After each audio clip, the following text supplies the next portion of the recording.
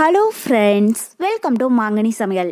இன்றைக்கி நம்ம மாங்கனி சமையலில் தக்காளி எதுவும் இல்லாமல் ரொம்பவே ஈஸியாக சட்டுன்னு செய்யக்கூடிய கார சட்னி எப்படி பண்ணுறதுன்னு பார்க்கலாம். இது நல்லா சுட சுட இட்லி, தோசை, அப்புறம் பணியாரத்துக்கூடியெல்லாம் வச்சு சாப்பிட்றதுக்கு அவ்வளோ ரொம்ப டேஸ்ட்டாக இருக்கும். கண்டிப்பாக நீங்கள் ட்ரை பண்ணி பாருங்கள். வீட்டில் எல்லாரும் 1-2 இட்லி கூட சாப்பிடுவாங்க. அந்த அளவுக்கு இந்த சட்னி ரொம்பவே டேஸ்ட்டாக இருக்கும். சரி வாங்க, இப்போ இந்த கார சட்னி எப்படி பண்ணுறதுன்னு பார்க்கலாம். இது பண்ணுறதுக்கு ஃபஸ்ட்டு ஒரு கடாயில் 1 டேபிள் ஸ்பூன் எண்ணெய் விட்டு சூடுபடுத்திக்கோங்க. இப்போ எண்ணெய் சூடானதும் இதில் 2 பெரிய வெங்காயம் கட் பண்ணி வச்சுருக்கேன், அதை உள்ள சேர்த்துடலாம். ஸோ நான் பெரிய சைஸில் 2 பெரிய வெங்காயம் எடுத்துருக்கேன். சின்னதாக இருந்துச்சுன்னா நீங்கள் 3-4 அளவுக்கு கூட சேர்த்துக்கோங்க. கூடவே ஒரு 6 பல் பூண்டு, அப்புறம் காரத்துக்கு ஒரு 6 காஞ்ச மிளகாய். இந்த காஞ்ச மிளகாய் நல்லா காரமாக இருக்குது அப்படிங்கிறதுனால நான் 6 அளவுக்கு சேர்த்துருக்கேன். இதுவே காரம் குறைவான மிளகாயாக இருந்துச்சுன்னா நீங்கள் 7-8 அளவுக்கு கூட சேர்த்துக்கோங்க. சேர்த்துட்டு இப்போ வெங்காயத்தை லைட்டாக கண்ணாடி மாதிரி ஆகிற அளவுக்கு வதக்கிடலாம். ஸோ இந்த கார சட்னிக்கு நம்ம பெரிய வெங்காயம் இல்லைன்னா சின்ன வெங்காயம் ரெண்டுலையும் எது வேணாலும் சேர்த்து செய்யலாம். நான் இன்றைக்கி பெரிய வெங்காயம் தான் யூஸ் பண்ணியிருக்கேன். பாருங்கள், இப்போ வெங்காயம் லைட்டாக கண்ணாடி மாதிரி வதங்கிடுச்சு. இப்போ இந்த அளவுக்கு நல்லா வதங்கி வந்ததும் இதில் மீடியம் சைஸில் 1/2 மூடி தேங்காயை இது மாதிரி சின்ன சின்னதாக கட் பண்ணி வச்சுருக்கேன், அதை உள்ள சேர்த்துடலாம். கூடவே சின்ன நெல்லிக்காய் சைஸில் புளியும் சேர்த்துக்கோங்க. புளி ரொம்பவே அதிகமாக சேர்த்துடாதீங்க, சட்னி நமக்கு புளி சட்னி மாதிரி ஆகிடும். பாருங்கள், நான் சேர்க்குறேன் இல்லையா, இந்த அளவுக்கு சேர்த்திங்கனாலே போதும். நம்ம தக்காளி சேர்க்காததுனால இது டேஸ்ட்டு நல்லா எடுத்து கொடுக்கும், அதுக்காக தான். அப்புறம் இந்த சட்னிக்கு தேவையான அளவு உப்பும் சேர்த்துட்டு இப்போ இதை லைட்டாக வதக்கிடுங்க. வெங்காயம் ரொம்பவே வதங்கிடக்கூடாது, லைட்டாக கோல்டன் ப்ரௌன் ஆச்சுன்னா போதும். பாருங்கள், இப்போ வெங்காயம் தேங்காய் இது எல்லாமே நல்லா வதங்கிடுச்சு. உங்களுக்கு பார்க்குற போதே தெரியும் இந்த அளவுக்கு லைட்டாக வதங்கி வரணும்.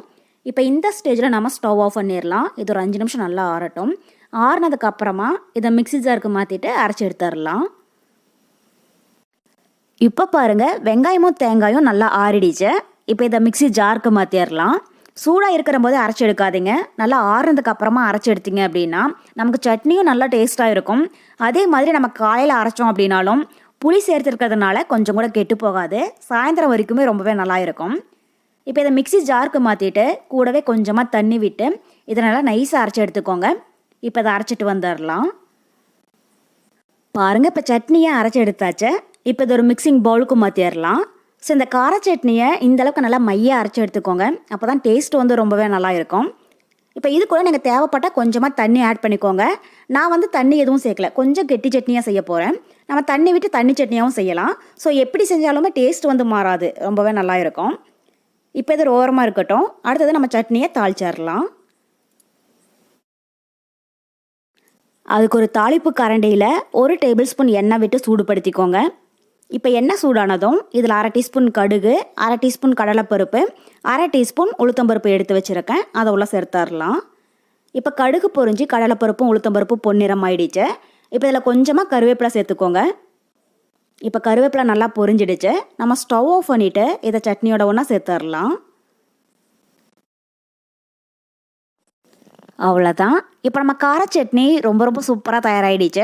இது நம்ம தக்காளி சேர்த்து செய்கிற சட்னியை விடவே ரொம்பவே டேஸ்ட்டாக இருக்கும். ஸோ நீங்கள் ஒரு முறை செஞ்சீங்க அப்படின்னாலே இனி அடிக்கடி வீட்டில் செய்ய சொல்லி கேட்பாங்க. அந்த அளவுக்கு இது ரொம்பவே டேஸ்ட்டாக இருக்கும். இதனால் சுட சுட இட்லி, தோசை, அதுவும் பணியாரத்துக்கூடியெல்லாம் வச்சு சாப்பிட்டீங்க அப்படின்னா அவ்வளோ ரொம்ப அட்டகாசமாக இருக்கும். ஸோ கண்டிப்பாக நீங்கள் ட்ரை பண்ணி பாருங்கள். செஞ்சு பார்த்துட்டு எப்படி இருக்குன்னு மறக்காமல் கமெண்ட் பாக்ஸில் சொல்லுங்கள். என்னுடைய இந்த ரெசிபி வீடியோ உங்களுக்கு பிடிச்சிருந்தா லைக் பண்ணுங்கள், உங்கள் ஃப்ரெண்ட்ஸ் அண்ட் ரிலேட்டிவ்ஸ் கூட நிறைய ஷேர் பண்ணுங்கள். மறக்காமல் மாங்கனி சமையலுக்கு சப்ஸ்கிரைப் பண்ணுங்கள். நன்றி.